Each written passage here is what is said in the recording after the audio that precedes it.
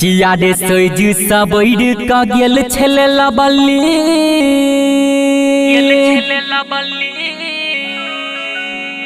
छठी घाटे पर छौड़ा गड़बड़ा देलक सरोज व्यवसाय दीप का छौड़ा पटाखा से ओकर नए लहंगा जड़ा देलक। सुमितवा छौड़ा पटाखा से ओकर नए लहंगा जड़ा देलक। नए लहंगा जड़ा देलक हेरे नए लहंगा जड़ा देलक। ऋतिकावा छौड़ा पटाखा से ओकर नए लहंगा जड़ा देलक। विकासवा छौड़ा पटाखा से ओकर नए लहंगा जड़ा देलक।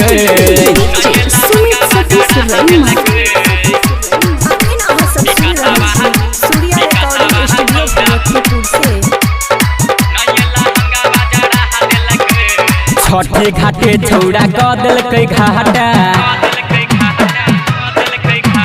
छठे घाटे छौड़ा क देलकै घाटा लभर के हमर जरलकै दुपहटा मजाक में सब उड़ा देलकै सब हंसी में ओकरा उड़ा देलकै।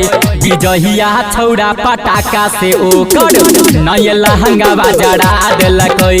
छोटुआ छौड़ा पटाखा से ओकर नए लहंगा जड़ा देलकै।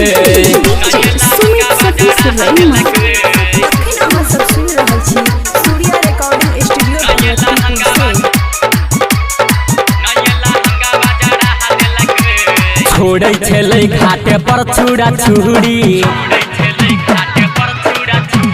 छोड़ै छलै घाटे पर छुड़ा छुड़ी ओते क देलकै सब छौड़ा खुड़ा लुची राजा ओकरा समझा देलकै चित्तू बिहारी समझा देलकै। इन देशवा छौड़ा पटाखा से ओकर नए लहंगा जड़ा देलकै। नीतीशवा छौड़ा पटाखा से ओकर नए लहंगा जड़ा देलकै।